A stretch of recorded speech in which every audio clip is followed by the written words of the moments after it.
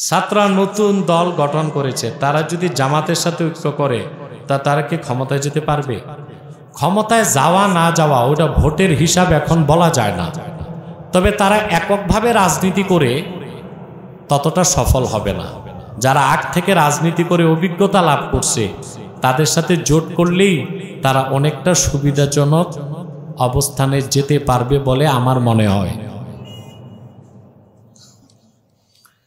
স্বামীর কাছে তালাক না নিয়ে স্ত্রী অন্যত্র বিয়ে করে সংসার করলে শরীয়তে তার বিধান কি? না, এটা বিয়েই হবে না স্বামী যতক্ষণ তালাক না দিবে। মেয়ে যদি আদালতের মাধ্যমে তালাক দিয়ে অন্যত্র বিয়ে বসে, বিয়ে হবে না, জায়েজ না, এটা জেনা হবে। প্রথম স্বামী থেকে তালাক নেওয়ার পর ইদ্যত পালনের পর অন্যত্র বিয়ে বসতে পারবে। কথা বুঝতে পারছেন? আমাদের গ্রামে প্রতি বছর হিন্দুরা তাদের ধর্মীয় অনুষ্ঠান 3 দিন করে, কীর্তন করে।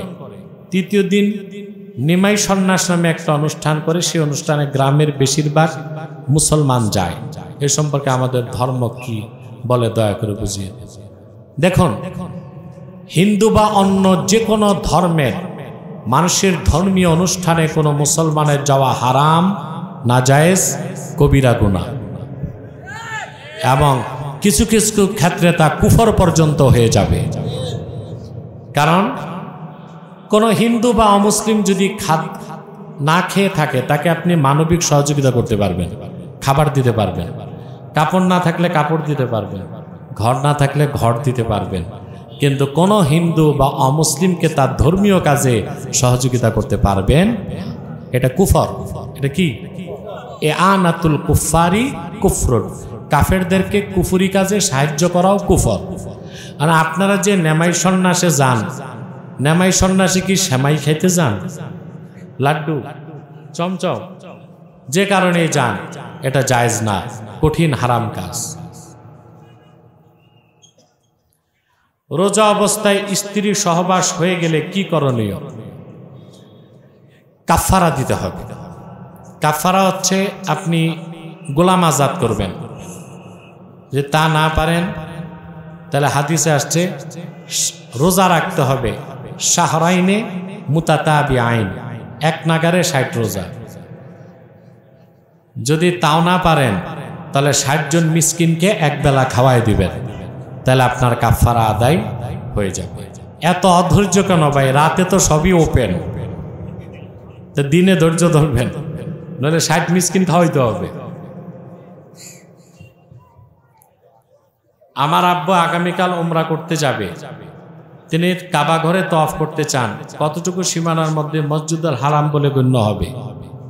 কাবার চারপাশে হারাম শরীফের বাইরেও যদি ঘোরার ব্যবস্থা থাকে, ওখানে ঘুরলেও কাবাকে কেন্দ্র করে তওয়াফ হবে। এতেকাফ, হ্যাঁ, এতেকাফ হচ্ছে মসজিদুল হারামের সীমানা যতটুক ততটুকের মধ্যে আপনি যেখানেই বসেন এতেকাফ হবে। আজানে হাইয়া আলাস সালাহ শেষে সাকিন পড়া হয়, কিন্তু আকামতে নাকি মিলিয়ে জের দিক দিয়ে পড়া যাবে না, দয়া করে জানাবেন।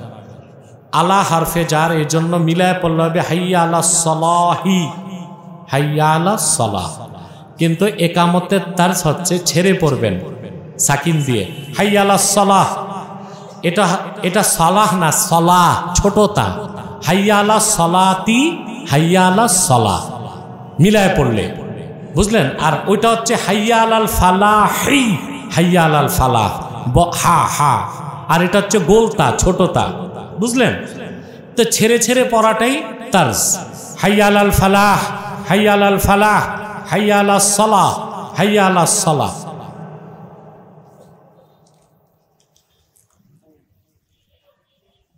স্বামী মারা গেলে স্ত্রী গোসল দিতে পারবে কিনা?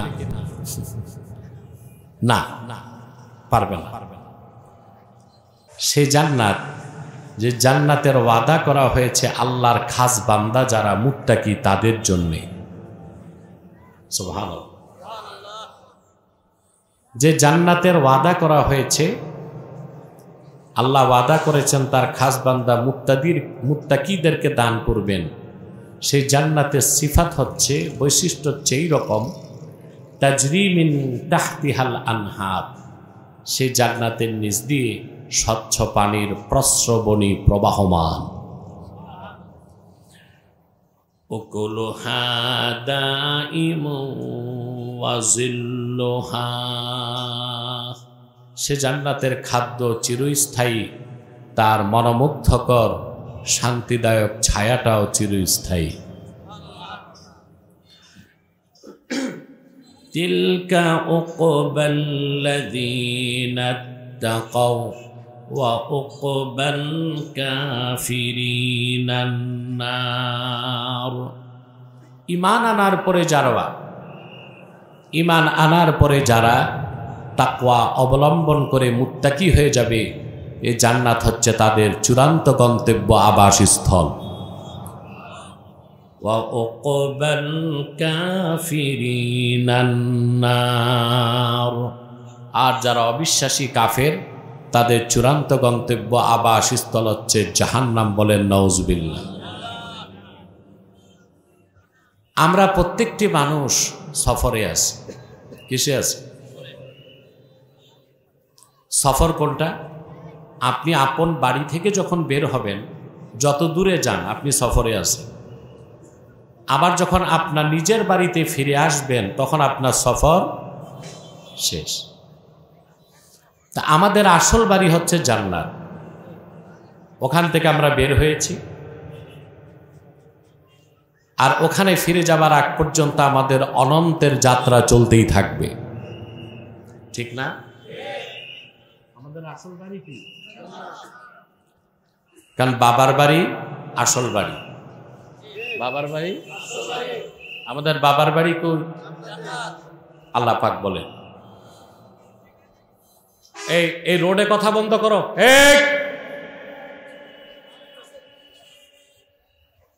কোনো শব্দ কথা হবে না, বরং সড়কটা ছেড়ে দিতে হবে যেন গাড়ি চলাচল অবাধ হয়। গাড়ি যখন চলতে পারবে না তখন হরেন দিলে আমার ডিস্টার্ব। একদম পথঘাট খোলা রাখো। তা আমাদের আসল বাড়ি কই? বাবার বাড়ি আসল বাড়ি, ঠিক না? আল্লাহ পাক কোরআন কারীমে বলেন, وَقُلْنَا يَا آدَمُ اسْكُنْ أَنْتَ وَزَوْجُكَ الْجَنَّةَ وَكُلَا مِنْهَا رَغَدًا حَيْثُ شِئْتُمَا وَلَا تَقْرَبَا هَذِهِ الشَّجَرَةَ فَتَكُونَا مِنَ الظَّالِمِينَ। আল্লাহ রাব্বুল আলামিন বলেন, আমি আদম এবং তার স্ত্রীকে হাওয়াকে বললাম, তোমরা পরমানন্দে বেহেশতে বসবাস করো, যা খুশি তা খাও প্রাচুর্যের সাথে, তবে একটি বৃক্ষের কাছেও যেও না। যদি একটি বৃক্ষ গন্ধমের কাছে যাও, তোমরা ক্ষতিগ্রস্তদের কাতারে শামিল হয়ে যাবে। তো আমাদের বাড়ি ছিল কই? বাবার বাড়ি ছিল জান্নাত। সেখান থেকে আমাদের বের করলো শয়তান। কে বের করলো? শয়তানই তো। কথা বলেন। আল্লাহ পাক বলেছেন, فَأَزَلَّهُمَا الشَّيْطَانُ عَنْهَا فَأَخْرَجَهُمَا مِمَّا كَانَا فِيهِ وَقُلْنَا اهْبِطُوا بَعْضُكُمْ لِبَعْضٍ عَدُوٌّ وَلَكُمْ فِي الْأَرْضِ مُسْتَقَرٌّ وَمَتَاعٌ إِلَى حِينٍ। আল্লাহ পাক বলেন, মানুষের আদি পিতা আদম আর তার স্ত্রী মানবজাতির আদি মাতা, এই দুইজনকে বেহেশত থেকে বের করলো ওয়াসওয়াসা দিয়ে শয়তান। কে করলো? আমরা আসলাম দুনিয়ায়। সাউন্ডটা ক্লিন করো, কমাও কমাও, আরো একটা হরেনের আওয়াজ ডবল হচ্ছে, ওটা বন্ধ করো। আমার বেশি আওয়াজ দরকার নেই, কম আওয়াজ, স্পষ্ট আওয়াজ।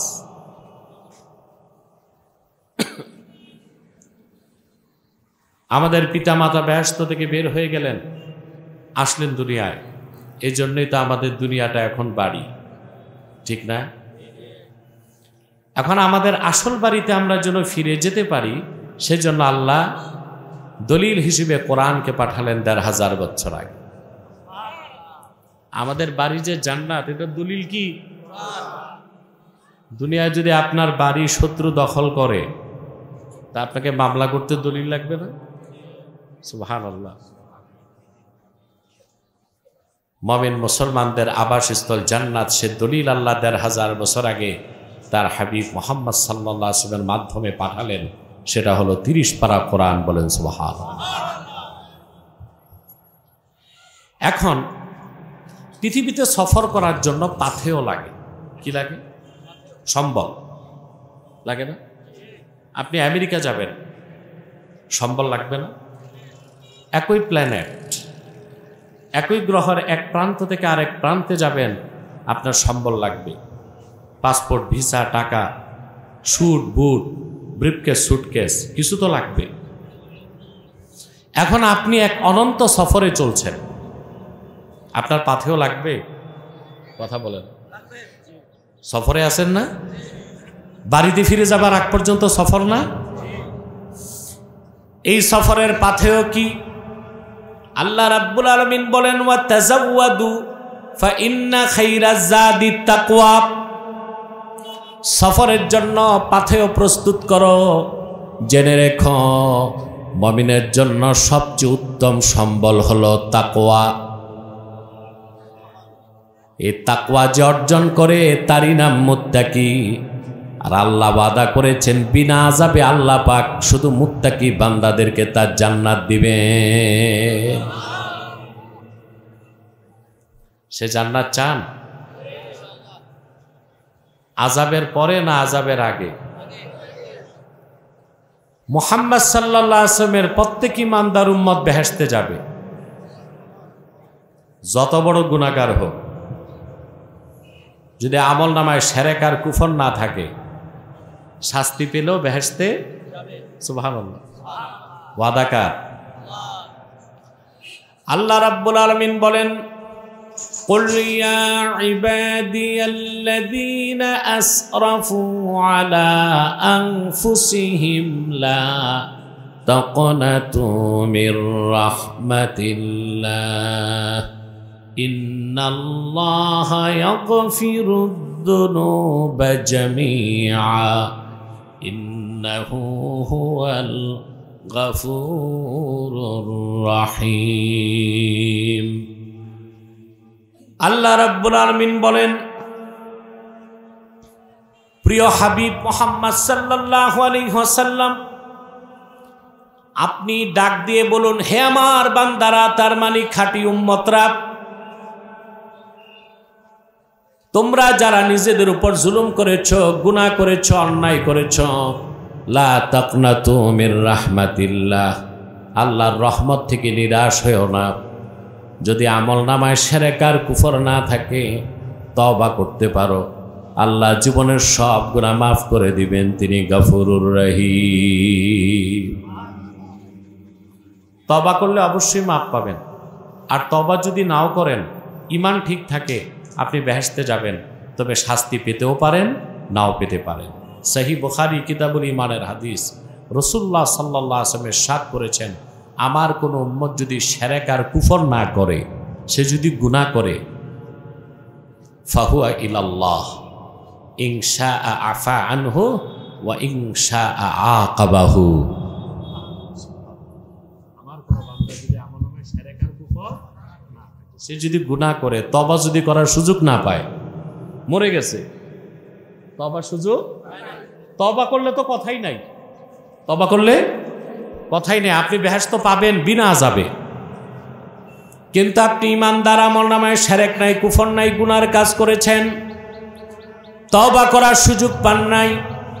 আল্লাহর হাবিব সান্ত্বনা দিয়েছেন উম্মতকে, ওই উম্মতটা যদি আমলনামায় শিরক কুফর না থাকে, ফাহুয়া ইলাল্লাহ, বিষয়টা আল্লাহর হাতে। আল্লাহ তারে মাফ করে দিতে পারেন, আবার তারে শাস্তি দিতে পারেন। কিন্তু কোন মুমিন যতই শাস্তি পাক, তার শেষ গন্তব্য আল্লাহর জান্নাত। আযাবের পর হতেও পারে, আযাবের।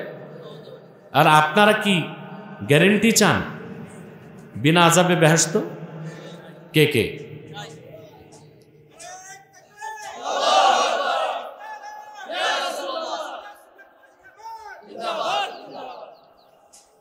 প্রিয় ভাইরা, আপনাদের মধ্যে ভ্রমণ বিলাসী কেউ থাকতে পারেন যা রাহমাতুল্লিল আলামিনের উম্মত হয়েছি, বেহেশত তো পাবই, তার আগে জাহান্নামটাও যদি একটু ঘুরি, সমস্যা কি? এই শখ কার কার আছে? হাত উঠান। তার মানে আমার ওয়াজ বুঝতেছে সবাই, আলহামদুলিল্লাহ। আল্লাহ রাব্বুল আলামিন, মনে রাখবেন, যে ব্যক্তি ঈমান আনে তার নাম মুমিন। আল্লাহর হাবিবের শরীয়তকে মানলে সে মুসলিম। ঈমান ছাড়া মুসলিম, মুমিন হওয়া ছাড়া মুসলিম হওয়া। শরীয়ত কি? নামাজ, রোজা, হজ, যাকাত, দ্বীনের বিধান। আর যার ঈমান নাই সে যদি নামাজ পড়ে সে মুসলমান হবে? আগে কি লাগবে? ঈমান ছাড়া যত নেক আমল করুক কিছুই কবুল হবে না। এটা পরিষ্কার ফতোয়া কার? আল্লাহ রাব্বুল আলামিন বলেন, ওয়া মাইয়াবতাগি গায়রাল ইসলামি দীনান ফালান ইউকবালা মিনহু ওয়া হুয়া ফিল আখিরাতি মিনাল খাসিরিন। আর যে হতভাগা মুহাম্মদ সাল্লাল্লাহু আলাইহি সাল্লামের আনিত দ্বীনকে বিনা বাক্যে স্বীকার করে না নিবে, বিশ্বাস না করবে, তার নামাজ, তার রোজা, তার দাড়ি টুপি, কোন একটা নেক আমল আল্লাহর কাছে কবুল হবে না। বরং কাল কিয়ামতের দিন সে ক্ষতিগ্রস্তদের কাতারেই শামিল হয়ে যাবে। তাহলে আপনি ঈমান আনলে মুমিন, শরীয়তের বিধানগুলো মানলে মুসলিম, তারপরে যত বেশি আল্লাহর ইবাদতে মুজাহাদা করবেন, সাধনা করবেন, তার নাম তাকওয়া। আপনি হয়ে যাবেন মহসিন। এই মহসিনের আরেক নাম মুত্তাকি। আল্লাহর বান্দা যখন মুত্তাকি মহসিন হয়ে যাবে, আল্লাহ কোরআনে ওয়াদা করেছেন 1 সেকেন্ডের জন্য আল্লাহ তারে জাহান্নাম দিবেন না। আল্লাহ মৃত্যুর পর সঙ্গে সঙ্গে তারে বিনা আযাবে জান্নাতের উঁচু মাকাম দিয়ে দিবেন। কথাটি সূরা রাত 35 নম্বর আয়াতে আল্লাহ বলছেন। শুধু তাই না, অন্য জায়গাতেও আল্লাহ বলেন। আল্লাহ রাব্বুল আলামিন বলেন, ওয়াসারিউ ইলা মাগফিরাতিম মির রাব্বিকুম ওয়া জান্নাতিন আরদুহাস সামাওয়াতু ওয়াল আরদ উইদ্দাত লিল মুত্তাকিন। আল্লাহ রাব্বুল আলামিন বলেন, সুবহানাল্লাহ, আমার ইমানদার বান্দারা আল্লাহর জান্নাতের দিকে আর আল্লাহর মাগফিরাতের দিকে তোমরা প্রতিযোগিতার ভিত্তিতে দৌড়াও। সুবহানাল্লাহ। সারিউ, সারা ইউসারিউ, মুসারা মানে হচ্ছে দৌড়ের প্রতিযোগিতা। সুবহানাল্লাহ। আমরা প্রতিযোগিতা করি কার চেয়ে বেশি কে সম্পদ কামাই করব। আমরা প্রতিযোগিতা করি নির্বাচনী দৌড়ে কে আগায় থাকব। আমরা প্রতিযোগিতা করি বল্টু মিয়া করছে 7 তালা, আমি করব 14 তালা। এটাই তো আমাদের প্রতিযোগিতা। আল্লাহ বলেন না, ওয়াসারিউ ইলা মাগফিরাতিম মির রাব্বিকুম ওয়া জান্নাহ, তোমরা তোমাদের রবের জান্নাত আর মাগফিরাতের দিকে প্রতিযোগিতার ভিত্তিতে দৌড়াও। কার আগে কে জান্নাতে যেতে পারো, কার আগে কে রবের ক্ষমার ঘোষণা পেতে পারো। রোজা ধরছে তো গলা ছোট হয়ে কি ভাই, বেশি ক্লান্ত লাগতেছে? রোজা রাখলে মুমিনের দৈহিক শক্তি কমে, আধ্যাত্মিক শক্তি বাড়ে।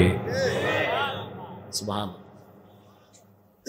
এই যে আমি রোজাতে যখন মাহফিলে যাই আমার কষ্ট কম হয়, ক্লান্ত লাগে, কিন্তু আমার আধ্যাত্মিক শক্তি বেশি বেড়ে যায়। আলহামদুলিল্লাহ। রোজা রেখে ওয়াজ করলে আল্লাহু আকবার, সেটা হয়ে যায় মামবাউল হিকমাহ। রোজা রেখে যে নসিহা করে তার কথাতে আল্লাহ হিকমতের ঝর্ণা দ্বারা প্রবাহিত করে দেয়। সুবহানাল্লাহ। প্রিয় ভাইরা, তাহলে আমরা আল্লাহ বলেছেন মুত্তাকি যারা, তোমরা তোমাদের রবের মাগফিরাত ও জান্নাতের দিকে দৌড়াও, যে জান্নাতের প্রশস্ততা আকাশ ও জমিনের প্রশস্ততার সমান। ও ইদ্দাত লিল মুত্তাকিন, এই জান্নাতটা তৈরি করা হয়েছে মুত্তাকিদের জন্য। বলেন সুবহানাল্লাহ। জান্নাত কাদের জন্য? মুত্তাকিদের জন্য। আলোচ্য বিষয় কি? মুত্তাকি। আলোচ্য বিষয় কি? খেয়াল করতেছেন? আমার বিষয়টাও বুঝতে পারতেছেন, ঠিক না? এরপর আল্লাহ তাআলা মুত্তাকিদের কিছু বৈশিষ্ট্য আলোচনা করেন। الذين ينفقون في السراء والضراء والكاظمين الغيظ والعافين عن الناس والله يحب المحسنين। আল্লাহ রাব্বুল আলামিন বলেন মুত্তাকি তো তারাই যারা দান খয়রাত করে থাকে, সুখের সময় এবং দুঃখের সময় সচ্ছল অবস্থায় দান করে খরচ করে, অসচ্ছল অবস্থায়ও দান করে খরচ করে, রাগকে দমন করে, অন্য মুসলমানকে বিনা শর্তে ক্ষমা করে দেয়। আল্লাহ বলেছেন তারাই মহসিন। আল্লাহ মহসিন বান্দাদেরকে ভালোবাসেন, আর আল্লাহ যাদেরকে ভালোবাসেন তাদেরকে কোনোদিন তিনি জাহান্নামে দিতে পারেন না। মুত্তাকিরাই মহসিন, মুত্তাকিরাই। এই মুত্তাকি হবার জন্য, মহসিন হবার জন্য দরকার তাকওয়া। তাকওয়াটা হচ্ছে মুজাহাদা। এটা কি? আপনার মুজাহাদা বুঝেন? পীর সাহেবের মুরিদ যারা তারা তো বুঝেন। পীর সাহেবরা কি শিখায়? মুজাহাদা, ঠিক না? শিখায় কি না? কিন্তু পীর সাহেবরা পুরাটা শিখায় না। মুজাহাদা বলতে আমরা কি বুঝি? আমরা বুঝি মুজাহাদা মানে হচ্ছে নোংরা কাপড় পরা, ছিদ্রযুক্ত টুপি পরা,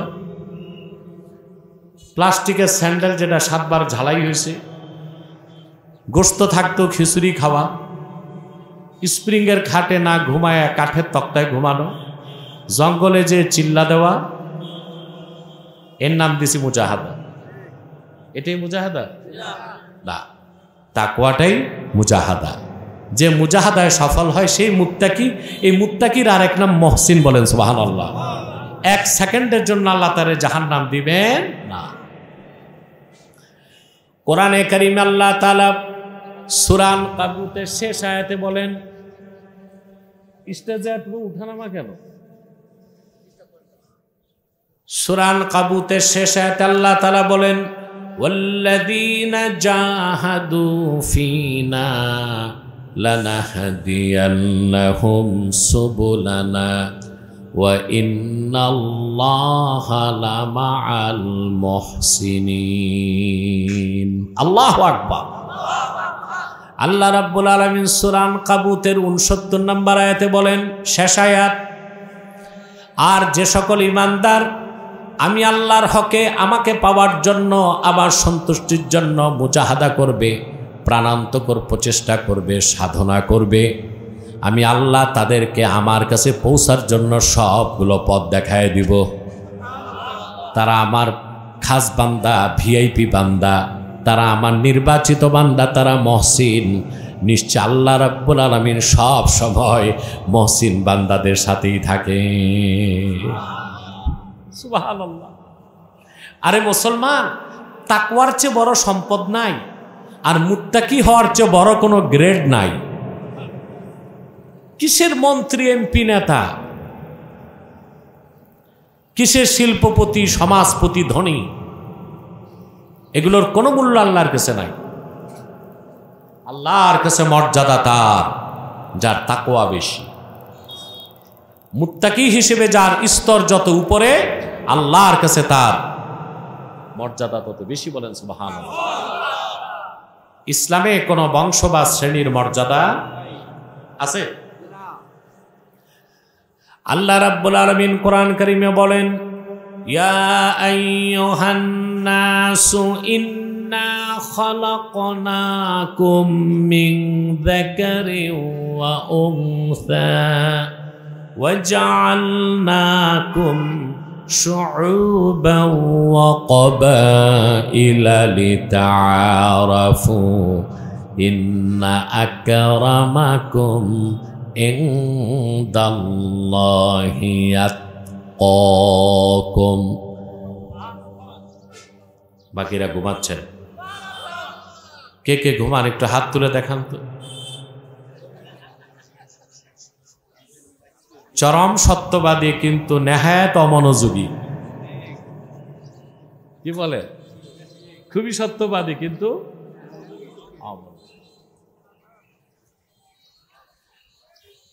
আল্লাহ রাব্বুল আলামিন বলেন, হে মানব জাতি, আমি তোমাদের সৃষ্টি করেছি একজন পুরুষ থেকে আর একজন নারী থেকে। সুবহানাল্লাহ। অতঃপর বিভিন্ন গোত্র বংশে তোমাদেরকে বিন্যস্ত করেছি। মনে রেখো, ইন্না আকরামাকুম ইনদাল্লাহি আতকাকুম, তোমাদের মানব জাতির মধ্যে তারই মর্যাদা বেশি আল্লাহর কাছে যার তাকওয়া বেশি। সেজন্য মুসলমানেরা যখন